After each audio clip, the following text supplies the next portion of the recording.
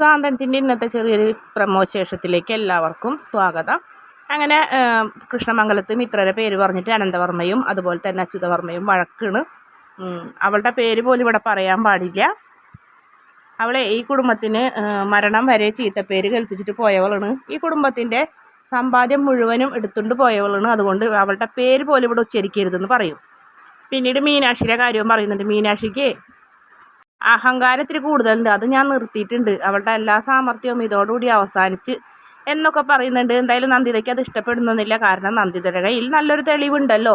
അതുകൊണ്ട് തന്നെ നന്ദിത ഒന്നും മിണ്ടുന്നില്ല, മുഖം കറുപ്പിച്ചിരിക്കുന്നുള്ളൂ. മിത്രനെ കുറിച്ചൊരു വാക്ക് പോലും പറയാൻ അധികാരമില്ല എന്ന് പറഞ്ഞപ്പോൾ അത് അനന്തവർമ്മയ്ക്കും അത് ഇഷ്ടപ്പെടുന്നൊന്നുമില്ല. പക്ഷേ അയാൾ പിന്നെ കൂടുതലൊന്നും പറയാൻ നിൽക്കുന്നില്ല. പിന്നീട് മീനാക്ഷിയുടെ കാര്യം ബാലനോട് ഗോമതി സംസാരിക്കുന്നുണ്ട്. അപ്പോൾ ഗോമതി കാര്യങ്ങളെല്ലാം പറഞ്ഞ് ഒരുപാട് വിഷമിക്കുന്നു. അത് എന്തായാലും കൃഷ്ണമംഗലത്തുകാർ കാരണമെന്നുള്ള കാര്യം ഗോമതിക്ക് അറിയാം. അപ്പോൾ ബാലൻ പറയുന്നുണ്ട്, മീനാക്ഷി ഇങ്ങോട്ട് കയറി വന്നത് എനിക്ക് ഒട്ടും ഇഷ്ടമില്ലാണ്ടാണ്. മീനാക്ഷിനെ എനിക്ക് ഒട്ടും ഇഷ്ടമല്ലായിരുന്നു.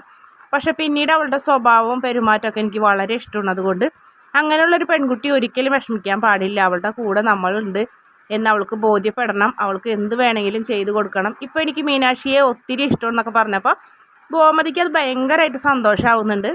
അതിനുശേഷം വീണ ചേച്ചി വിളിക്കുന്നുണ്ട് മീനാക്ഷിനെ. മീനാക്ഷി, അവർ ഇനി വല്ല പ്രശ്നം ഉണ്ടാക്കുമോ, വേറെ എന്തെങ്കിലും നിൻ്റെ പേരിൽ അവർ എന്തെങ്കിലും ഒരു തെളിവ് കൊണ്ടുവരുമെന്ന് വെച്ചപ്പോൾ അവർ പ്രശ്നം ഉണ്ടാക്കട്ടെ മാഡം, അവർ പ്രശ്നം ഉണ്ടാക്കാൻ വേണ്ടി തന്നെയാണ് ഞാൻ കാത്തിരിക്കണേന്നൊക്കെ പറഞ്ഞപ്പോൾ നമ്മുടെ ആകാശിന് വലിയ ധൈര്യമൊക്കെ ആവുന്നുണ്ട്. മീനാക്ഷിക്ക് നല്ല ധൈര്യം വന്നിട്ടുണ്ട്, വിഷമമൊക്കെ മാറി എന്നുള്ള കാര്യം മനസ്സിലാവുന്നുണ്ട്.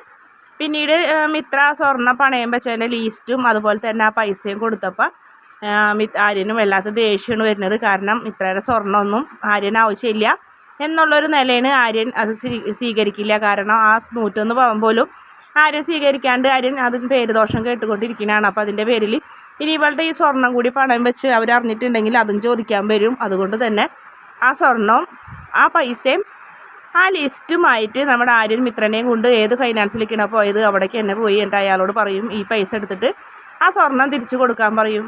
മിത്ര പറയുന്നുണ്ട്, ഒരു വീട്ടിൽ ഭാര്യയും ഭർത്താവും ആകുമ്പോൾ അതുപോലെ തന്നെ ഒരു കുടുംബം ആകുമ്പോൾ പല പ്രശ്നങ്ങളും ഉണ്ടാവും, പല ഇഷ്ടക്കുറവും അതുപോലെ തന്നെ ഓരോ സാമ്പത്തിക ബുദ്ധിമുട്ടുകളും ഉണ്ടാവും. അതൊക്കെ ഷെയർ ചെയ്യണം. ആര്യൻ ഒരുപാട് സപ്പോർട്ട് ചെയ്യുന്നുണ്ട്. എങ്കിൽ പോലും എനിക്കും ഈ വീടിനെ നോക്കാനുള്ളൊരു അനുവാദം എനിക്കും തരണം, ഒരു അവകാശം എനിക്കും വേണം, കഷ്ടപ്പാടിലൊക്കെ കുറച്ച് ഷെയർ എനിക്കും വേണം, അത് എന്നാലല്ലേ എനിക്കും ഒരു തൃപ്തി ഉണ്ടാവുള്ളൂ എന്നൊക്കെ പറഞ്ഞപ്പോൾ അതിനെക്കുറിച്ചൊന്നും എനിക്ക് അറിയണ്ട, കേൾക്കുകയും വേണ്ട എന്ന് പറഞ്ഞ് ആ സ്വർണം ആര്യൻ മിത്രയ്ക്ക് എന്നെ തിരിച്ചു കൊടുക്കുന്നുണ്ട്. വീഡിയോ ഇഷ്ടപ്പെട്ടാൽ ചാനലൊന്ന് സബ്സ്ക്രൈബ് ചെയ്ത് സപ്പോർട്ട് ചെയ്യണേ.